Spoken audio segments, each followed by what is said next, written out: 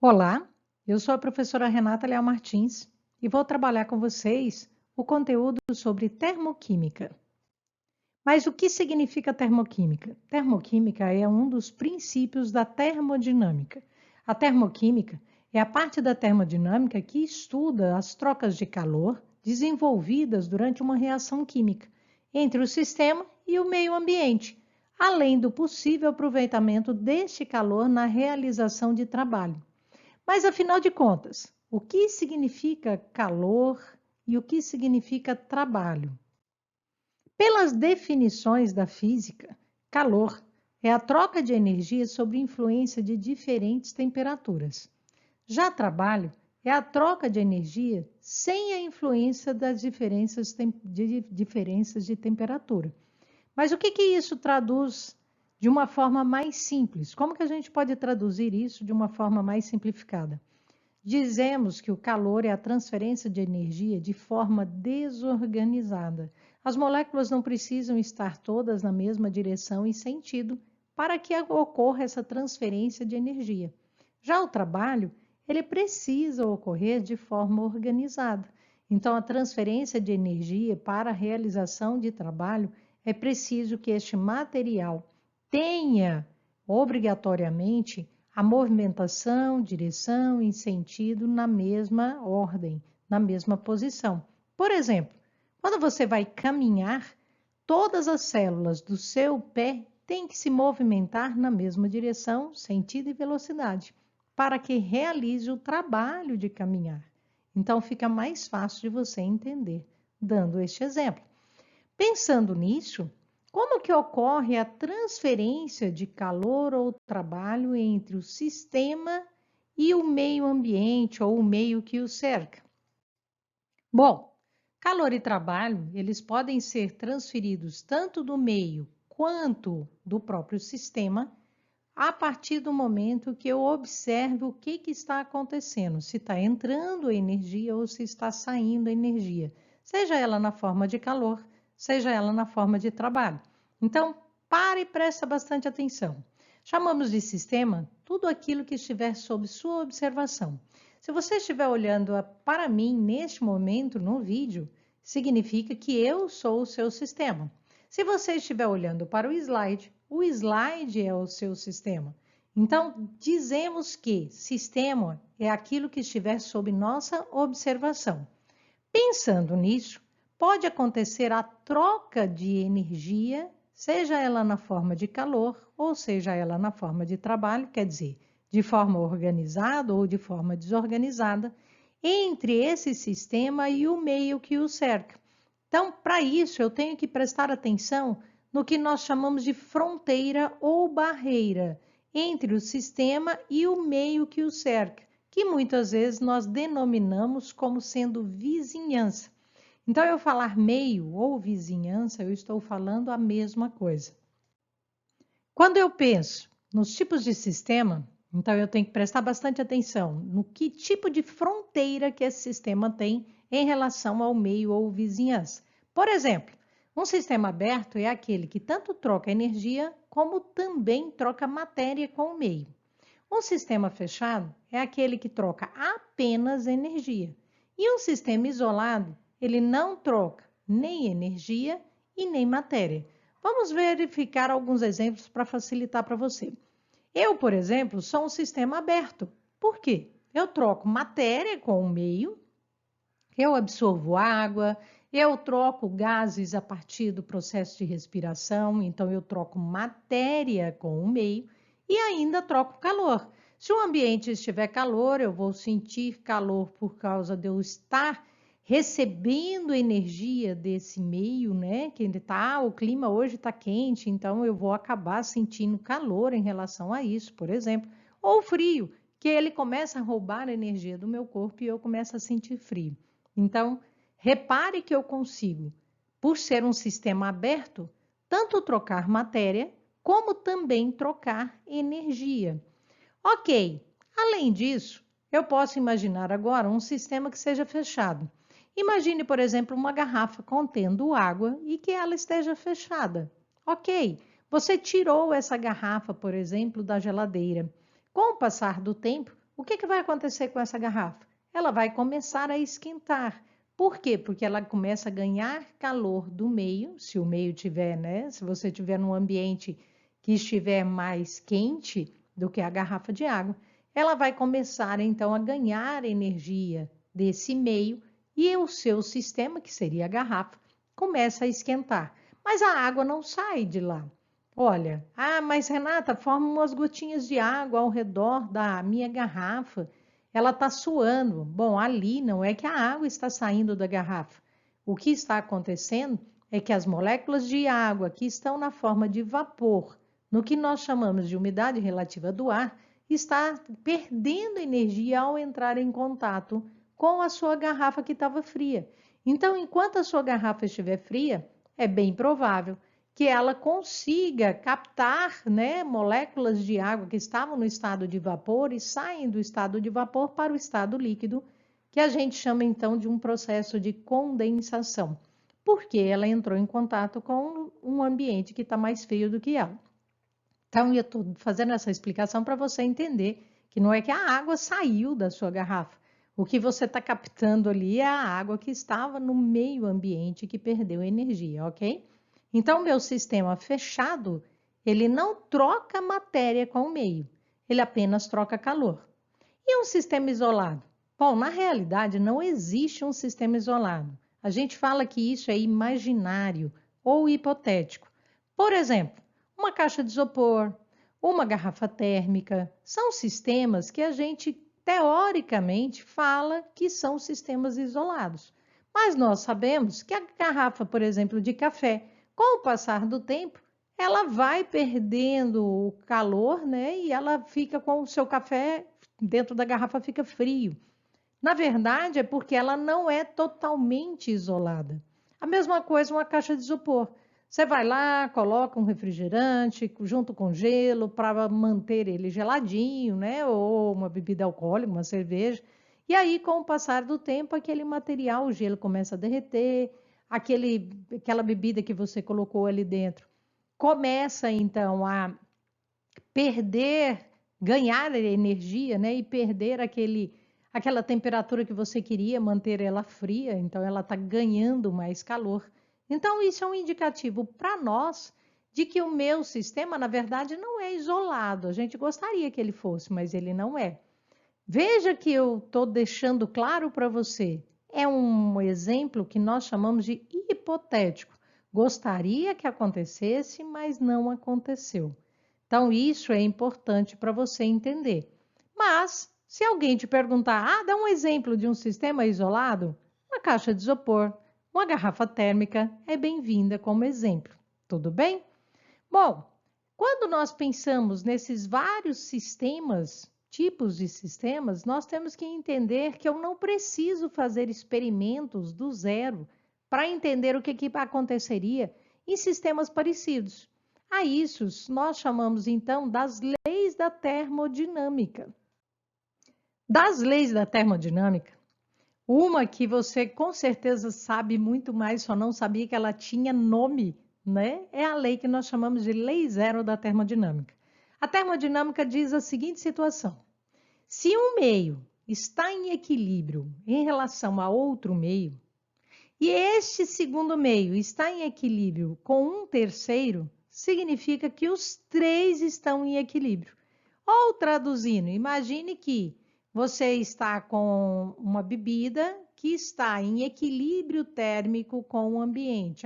Você vai tomar água, a gente chama grosseiramente de água natural. Eu quero temperatura ambiente. A gente fala, me dá água natural, né? Como se a gelada ou a quente não fosse. Mas é uma maneira que nós usamos muito de falar assim, eu quero água natural. Então, a água, a temperatura ambiente, imagine que ela foi colocada no seu copo e a partir do momento que ela está no seu copo, ela está em equilíbrio térmico com o resto da água que está na garrafa, certo? Então, veja, seu sistema A, que é o copo, está em equilíbrio térmico com a garrafa de água, que é o seu sistema B. Estou chamando aqui de sistema A e B para você entender. Mas eles não estão em contato com o meio ambiente?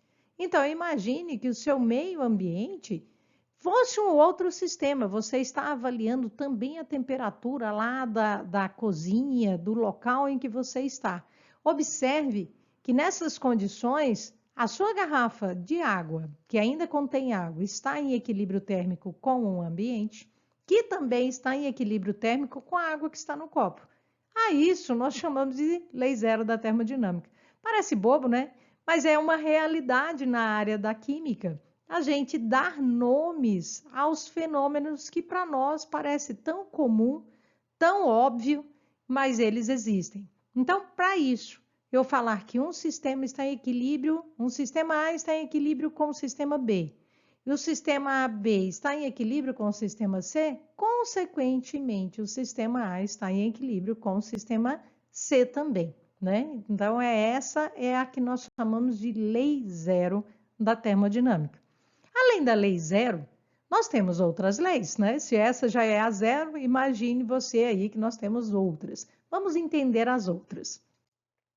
Aqui nós chamamos de primeira lei da termodinâmica.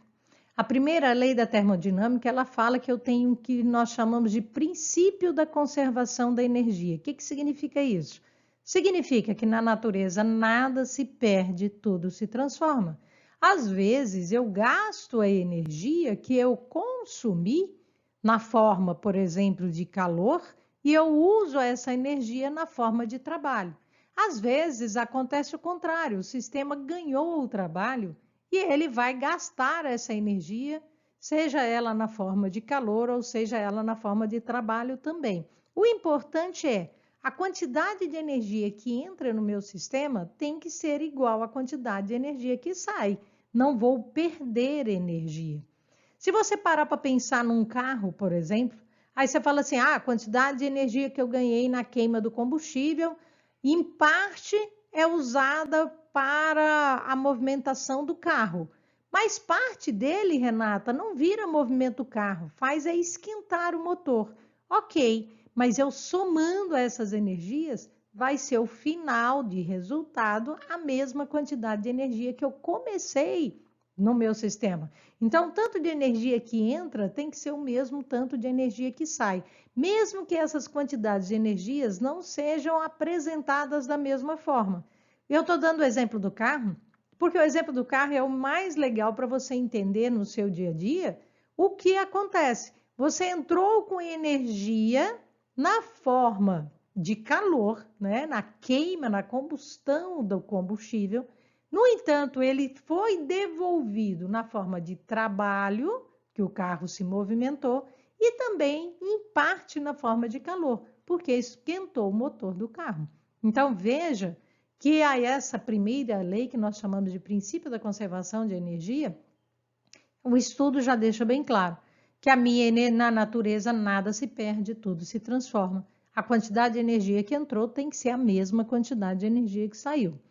Essa quantidade de energia que é proveniente da estrutura dos átomos, das moléculas, nós chamamos de uma maneira grosseira de U. Então, ΔU significa a variação de energia proveniente da própria matéria, do material que constitui, que compõe aquilo que eu estou avaliando. Calor é representado pela letra Q. Algumas vezes, alguns autores é aceito pela IUPAC, né, União de Química Pura e Aplicada, é aceito tanto representar com a letra Q maiúscula como a letra Q minúscula, mas é a letra Q para dizer calor. E trabalho é representado pela letra W. Então, o que eu quero que você preste bastante atenção, olha aqui no meu laser point. Então, a variação da energia interna de um sistema vai depender do calor e do trabalho, seja ele entrando, positivo, ou seja ele saindo, negativo. Então, é importante eu entender que a quantidade de energia interna vai depender de toda a energia que estiver envolvida no meu sistema. Só que existe um problema. O estudo da termodinâmica, da primeira lei da termodinâmica, ele fala muito de energia interna, mas imaginando um sistema que esteja isolado. A esse sistema em que eu não tenho influência, por exemplo, da pressão atmosférica. Se você parar para pensar na sua vida como farmacêutico, você não vai trabalhar dentro de um laboratório, dentro de uma farmácia de manipulação, você não vai trabalhar em ambientes, né, em recipientes fechados. Você vai ter que abrir o recipiente para colocar a matéria-prima, o insumo ali dentro, para poder fazer um processo reacional. Então, consequentemente, o seu sistema tem que ser destampado, né? Ele não pode estar fechado, ele tem que estar aberto. Pois bem, para isso, então, fez-se uma modificação na equação do cálculo da energia interna. Então, para facilitar, eu quero que você entenda. Chamamos de energia interna quando eu pensar num sistema que está fechado. O meu frasco está contendo um material, mas ele está fechado. Quando esse material não estiver fechado, nós mudamos de nome. Nós chamamos de entalpia. A entalpia é o calor trocado entre o sistema onde ocorre a reação e o meio que o rodeia, só que levando em consideração agora que a minha pressão é constante. Renata, o que é isso? Olha, pressão constante significa a pressão do ar sobre aquele sistema. Traduzindo, eu estou deixando o meu frasco aberto. Vou falar numa linguagem mais simples para você entender. Então, o cálculo de energia interna e entalpia se relacionam a partir do momento que eu penso, um frasco está fechado, então eu vou falar de energia interna. O frasco está aberto, eu vou falar então de entalpia. Eu estou levando em consideração a pressão do ar que está na atmosfera, influenciando o meu recipiente, o meu material que eu estou lá fazendo um processo reacional. Tá? Estou lá produzindo um medicamento, um shampoo, o frasco está aberto. Eu tenho que misturar as coisas lá dentro, então o frasco está aberto, ok? Então aí eu vou chamá-lo de entalpia, muda o nome, só para dizer, olha, está destampado ou está fechado, ok?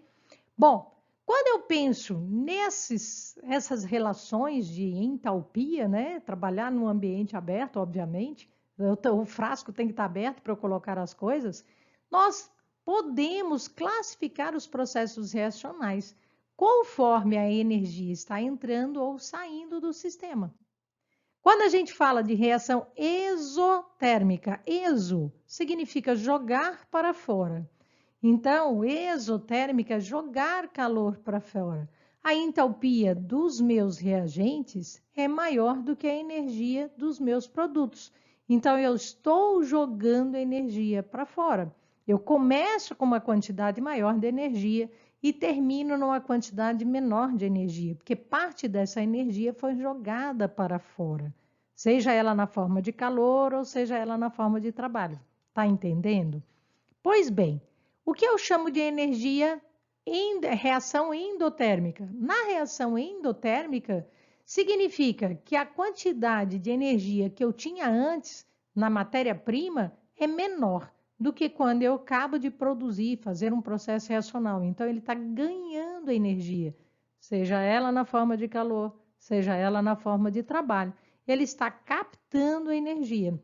Aí ele vai aumentar a energia do próprio material.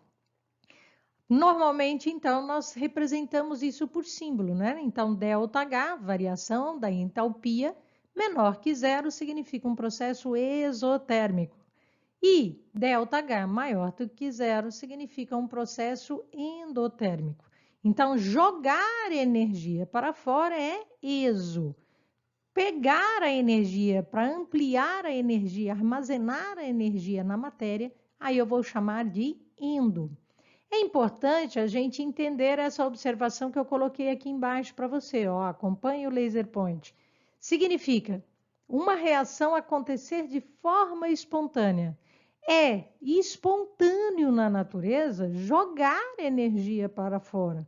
Então, um exemplo que eu dou no seu dia a dia, a garrafa de água que você tirou da geladeira, com o passar do tempo ela vai esfriar, a comida que você fez, né? E você deixou lá em cima da mesa ou em cima do fogão, com o passar do tempo ela vai esfriar, quer dizer, é comum, é espontâneo, é mais espontâneo, acontece de forma natural o sistema jogar energia para fora. Agora, para absorver energia não é considerado um sistema espontâneo. Por exemplo, para você cozinhar um alimento, você não teve que esquentar a panela? Então aí você que forçou para aquilo acontecer. Aquele processo do arroz cozinhar, dele ficar cozido, você forçou a reação acontecer. Não adianta só olhar para o grão de arroz e falar assim, vai, cozinha. Ele não vai cozinhar, né? Porque a tendência natural é ele jogar energia para fora, não puxar energia. Então, estou dando um exemplo aí do seu dia a dia para facilitar o seu entendimento. Pensando nessa, cozinhar o arroz ou não, dando esse exemplo, nós pensamos no que nós chamamos de entalpia de reação. Na área da farmácia, trabalhamos muito com essa situação. Porque eu faço processos reacionais, uma reação química é uma mudança de uma matéria-prima que eu inicio para depois eu usá-la após um processo, né, de mudança das suas características, a sua energia, seu odor, sabor, paladar, cor, tudo pode mudar. Ou pelo menos uma dessas características irá ocorrer. Estou dando o exemplo do arroz, porque eu sei que isso é uma coisa comum para você, né? Nós no Brasil temos o costume de comer arroz. Então, mesmo que você não coma, você já viu alguém cozinhando arroz. Então, o que eu quero que você preste bastante atenção. O cálculo da energia vai ser a somatória de todas as energias que eu tenho das moléculas como reagentes, subtraído da quantidade de energia de todas as moléculas que ficaram depois como produtos. Então, nós temos este cálculo, o símbolo desse M de lado, né, na matemática, significa somatório. Então, é somar a energia de todo mundo. Vou dar outro exemplo de comida para facilitar. Ah, você resolveu fazer um pão de queijo. Então, a somatória dos seus reagentes vai ser somar lá a quantidade de energia do ovo, do óleo, do polvilho, né? Então, somar do queijo, somar as energias de todos. Então, somar a energia de formação padrão. Esse zerinho significa padrão. O que é isso? Já existem os valores tabelados. As moléculas não se modificam. São formadas pelo mesmo tipo de átomo. Então, já existem tabelas que indicam para mim qual é a quantidade de energia envolvida em cada matéria. Por isso que muitas vezes você vê no dia a dia alimentos que já fala lá, olha, se você comer 2 bolachas dessa, vai gastar X calorias, consumiu X calorias. Então, aquilo ali é um indicativo de que alguém fez um cálculo já em cima do tipo de átomos que estava envolvido. Estou dando aqui outra explicação para facilitar a sua vida. Bom, num processo reacional, na fabricação de medicamentos, eu vou ter que pensar todas as substâncias que eu usei, os insumos, os reagentes, as matérias-primas que foram utilizadas em relação a tudo que foi produzido. E eu vou fazer esse cálculo matemático. Então, tudo que foi produzido, menos aquilo que eu tinha de energia antes de produzir. E verificar. Se o meu saldo, se o meu cálculo for positivo, significa que o meu processo é endotérmico. Se o meu cálculo for negativo, significa que o meu processo é exotérmico. Jogou a energia para fora. Eu faço a conta, tá? Quanto que entrou, quanto que saiu. Faço a conta, quanto que eu tinha, quanto que sobrou no final. Para eu poder ter noção se o meu sistema vai ser chamado de sistema endotérmico ou sistema exotérmico. Vou dar um exemplo para vocês entenderem isso aqui. Então, na química, nós representamos muito por símbolos, né? Eu não falo pão de queijo, eu não falo queijo, eu uso moléculas para representar cada uma das substâncias. Então, acompanhe o laser point para você entender. Imagine que eu pegue a molécula do gás metano, que é esse aqui, que é o CH4. Ah, por que você sabe que é gás? Porque aqui está escrito para mim, ó, estado gasoso. Renata, isso vai influenciar em alguma coisa na minha reação química? Em nada. Apenas você está fazendo uma explicação. Fala, olha, ele está no estado gasoso. Ok, não vai fazer diferença para mim na minha conta. E reagindo, por exemplo, com o oxigênio, gás, oxigênio. Essa reação química, alguém já estudou ela e já mostrou para nós que o balanceamento da equação, o que isso significa?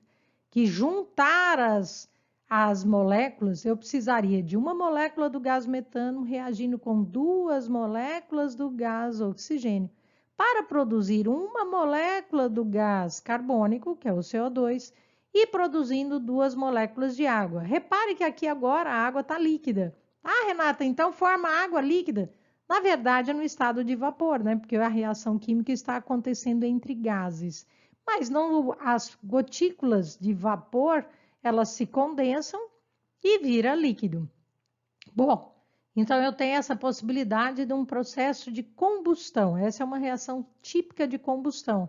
Pego uma molécula orgânica, reage com oxigênio, forma CO2 e água. É a reação mais tradicional que a gente fala de reações de combustão. Toda molécula orgânica que interaja com o oxigênio forma CO2 e água, forma gás carbônico e água. Bom, esse processo libera calor. Você sabe que queima a combustão, queima, libera calor. E aqui está a quantidade de energia envolvida. Então, nessa reação, com essas moléculas, com essas quantidades, ela vai liberar menos 890 quilojoules. Nós podemos transformar a unidade de medida de entalpia, de energia interna, tanto em joule, que é a unidade do sistema internacional, como em caloria. Só que o que a gente chama de diferença de sistemas? Ah, qual que eu uso, joule ou caloria? Quando eu penso em objetos, alimentos que estão no Brasil e que vão ser comercializados no Brasil, é muito comum a gente falar em caloria. Então, você vai lá, pega um pacote de bolacha, está escrito, olha, 2, 3 bolachas dessa vale X quilocalorias. Está em caloria, porque é uma unidade de medida de energia muito usada no Brasil. Só que é no Brasil, não são em todos os países. Então, se eu quisesse mandar uma informação para qualquer outro país da quantidade de energia envolvida, eu tenho que usar uma unidade de medida que seja comum a todo mundo. Aí, em outros países, às vezes tem até outras unidades de medida, mas se eu escrever joule, todo mundo sabe fazer a conta de transformar joule para caloria, por exemplo, no Brasil ou vice-versa. Então é fácil identificar isso. Pensando nisso, é muito comum a gente fazer cálculos com a unidade do sistema internacional, como o próprio nome diz, usar uma unidade de medida que seja comum internacionalmente, tá? Então, por isso chamado sistema internacional. Toda vez que eu ouvir falar em sistema internacional, SI significa isso. Eu vou colocar uma unidade de medida que seja comum, que todo mundo conheça em todos os países, seja lá no Brasil, na América do Sul, na América do Norte, na Oceania, né? Em todos os países da Europa, não importa. Todo mundo vai entender, falar, olha, essa aqui agora basta eu transformar para a unidade de medida do meu país, caso não seja a unidade de medida usada lá fora, tá? Só para dar um exemplo, aqui no Brasil nós usamos a unidade de medida de comprimento, nós usamos o metro. E o metro é considerado um sistema internacional. Então, quando eu for pensar em medida, eu não preciso transformar. Para mim, tá tudo bem. Já sei que a unidade de medida que eu uso é a mesma lá fora. Ok. Voltando aqui. Renata, mas e se eu dobrar a quantidade? Dobro tudo. Por isso eu coloquei aqui para você, ó, dobrei tudo. Se eu vou dobrar a receita, eu tenho que dobrar a receita por completo. Eu não consigo, por exemplo, fazer 2 receitas de pão de queijo dobrando só o polvilho. Não vai virar o pão de queijo que eu queria. Eu queria uma determinada consistência, um sabor, vai ficar outra coisa. Aqui é a mesma coisa, então se eu dobro tudo, dobra o resultado também, tá? Então, só para você entender que a gente chama de entalpia de reação, significa me preocupar com essa historinha. Bom, primeira lei da termodinâmica, então, você acabou de entender. E a segunda lei? Como que fica para a gente compreender o que significa a segunda lei? A segunda lei da termodinâmica, ela não envolve mais a energia na forma de calor e trabalho. Ela envolve o que nós chamamos de entropia. O que é isso? Cuidado para não confundir. Falamos de entalpia e agora eu estou falando de entropia. A entropia significa o que é comum acontecer das moléculas, das partículas, quererem aumentar o grau de liberdade. Por exemplo, é muito comum você estar assistindo uma aula e você começa a relaxar na cadeira, você se esparramar, ou, por exemplo, você deitar num sofá, que é o mais comum. Você não senta certinho, bonitinho, formando um ângulo de 90 graus. É desconfortável. Espontaneamente, você tende a mudar a posição do seu corpo, a esparramar o seu corpo. Você não quer ficar num lugar apertado, dentro de um ônibus, por exemplo, lotado, cheio de gente te empurrando. Você quer ficar livre. A tendência natural das partículas era ter maior grau de liberdade. Então, essa representação do desenho aqui é uma coisa dessa. O que é comum? A tendência natural é que o meu líquido escoa naturalmente de um local de maior amplitude para um lugar de menor amplitude. Então, se ele está no alto, ele tem a tendência natural ele descer. Mas ele descer, ele não vai subir. Não é a tendência natural ele fazer isso. As reações espontâneas, elas sempre tendem ao que nós chamamos de desordem do sistema. Então, veja esse exemplo aqui que vai facilitar. Olha só, acompanhe o meu laser point. Imagine que eu tenha aqui uma torneirinha, uma barreira, e que eu tenha de um lado um monte de moléculas, do outro lado está vazio, não tem nada, é o vácuo. A hora que eu abro, qual é a tendência natural? Que as partículas ocupem todo o espaço, elas esparramem. Imagine chegou um ônibus lá no ponto de ônibus, você tem que pegar esse ônibus, o ônibus está vazio. Você já imaginou que todo mundo vai ficar antes da catraca? Ninguém quer passar para o outro lado? Isso é impossível. A tendência natural é que todo mundo corra, esparrame, de preferência senta num lugar que ninguém sente perto dele. É o que vai acontecer na natureza, é a situação espontânea. Então, aqui eu quero que você entenda. Essa nomenclatura é chamada, representada pela letra S, de entropia, que significa o S, e eu aumentar o meu grau de liberdade significa eu esparramar os átomos, as moléculas, o máximo que é possível. Então, é óbvio que a entropia de um gás vai ser maior do que de um sólido e que de um líquido.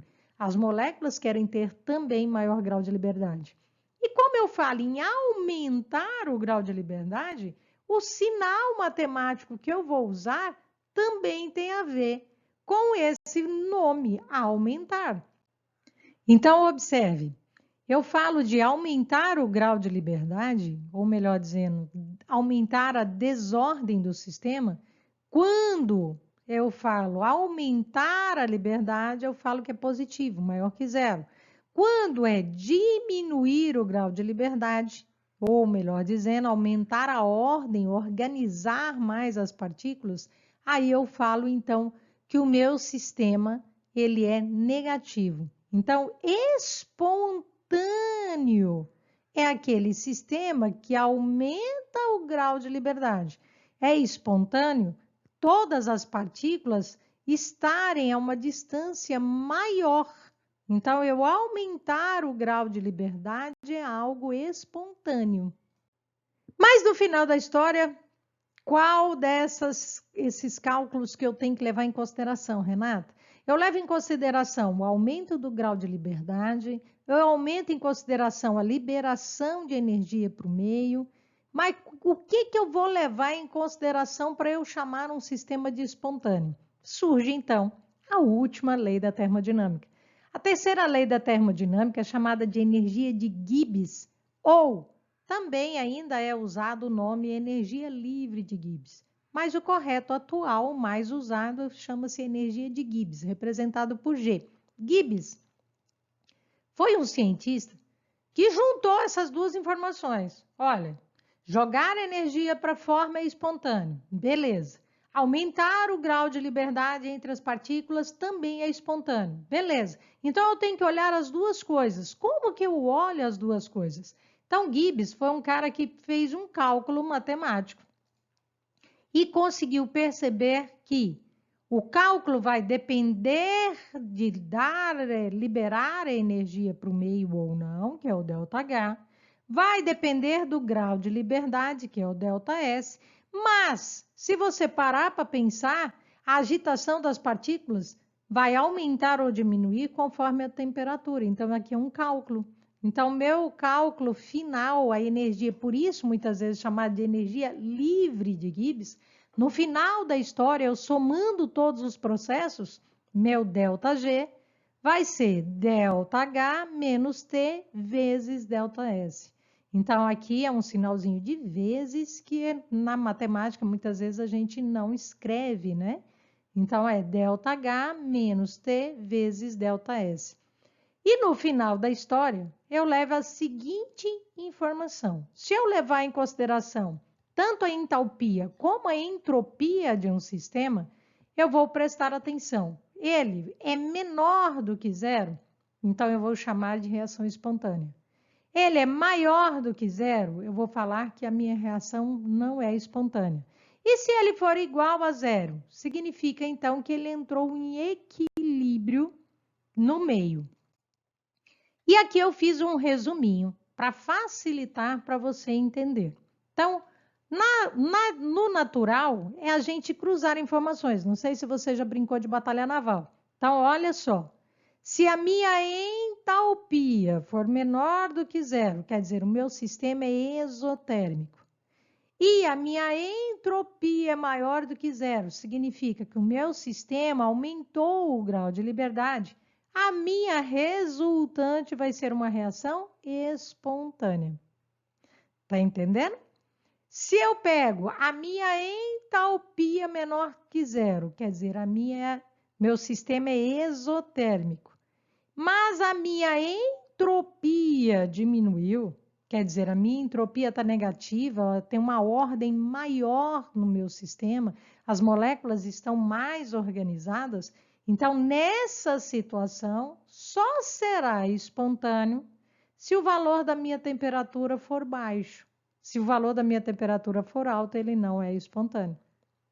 E assim você vai cruzar as informações, ó. Se ΔH for maior que zero, ΔS maior que zero, só será espontâneo se a minha temperatura for alta. Se meu ΔS for menor que zero, se meu ΔH for maior que zero, então cruzando essas duas informações, o meu sistema não será espontâneo, ok? Então, para facilitar, nós chegamos a essa final de conclusão. Só será considerado espontâneo, levando em consideração as duas situações, se o resultado do meu ΔG der negativo. Está jogando energia para fora. É espontâneo. Se não, ele não é espontâneo ou estará em equilíbrio. Mas isso no dia a dia do farmacêutico. Renata, eu tenho que estudar muito essa coisa de termodinâmica? Sim, vou dar alguns exemplos do seu dia a dia. Então, por exemplo, as aplicações do que nós chamamos de termodinâmica nos sistemas biológicos. A respiração celular, por exemplo, é um sistema, é um processo que é um processo bioquímico? Uma reação química que acontece dentro de um organismo vivo. Nós trocamos o nome, em vez de chamar de reação química, chamamos de metabolismo. É a mesma coisa. Então, quando você falar assim, uma reação química ou um metabolismo, é um processo de reação que está acontecendo dentro de um organismo vivo ou fora de um organismo vivo. Só essa a diferença. Era dentro de um copo de Becker, num copo que está em cima da bancada, eu vou chamar de reação. É dentro do meu corpo, então eu vou chamar de metabolismo, ok? Bom, só para você entender, o processo de transferência, então, que envolve a transferência de energia, que nós chamamos de transferência de energia na forma de ATP, transformando isso em ADP, ele segue as leis de transferência de calor. Então, sair de ATP para ADP, eu tenho liberação de energia para as células, na faixa de 7,3 quilocalorias por mol de moléculas. Isso aqui é um exemplo para você ver que no dia a dia, eu também sou uma máquina que absorve energia, que tenho que consumir energia, que na maior parte das vezes consumimos na forma de alimentos, e vamos gastar para a manutenção das nossas células. E isso são cálculos matemáticos que envolvem a que nós chamamos de leis da termodinâmica. Por exemplo, Organismo homeotérmico. O que que significa um homeotérmico mesmo? Homeotérmico significa que mantém a temperatura corpórea constante. Por exemplo, a sua temperatura corpórea constante, ela não varia muito, a não ser que você esteja doente. Caso contrário, a sua temperatura corpórea vai ficar na faixa aí de 36, 36,5. Essa variação pequena, né, 0,5, a gente nem leva em consideração. Mas a gente mantém o nosso corpinho a 36, 36,5 graus Celsius. Nós chamamos isso de um organismo homeotérmico. Nós, mamíferos e as aves, conseguimos manter a temperatura do corpo constante. Como que eu consigo fazer isso? A partir das reações de calor. Na reação química que acontece dentro de um ambiente vivo, de um meio vivo, que nós chamamos de metabolismo. Seja isso produzindo calor para esquentar as células ou para jogar para fora, dissipar quando está num clima muito quente. Ah, hoje está muito quente aqui, então eu estou suando, eu estou jogando energia para fora, aproveitando pela transpiração para jogar o calor para fora. Bom, espero que você tenha entendido sobre este conteúdo. Qualquer coisa, nos encontramos lá no Fórum Café. Bons estudos para todos!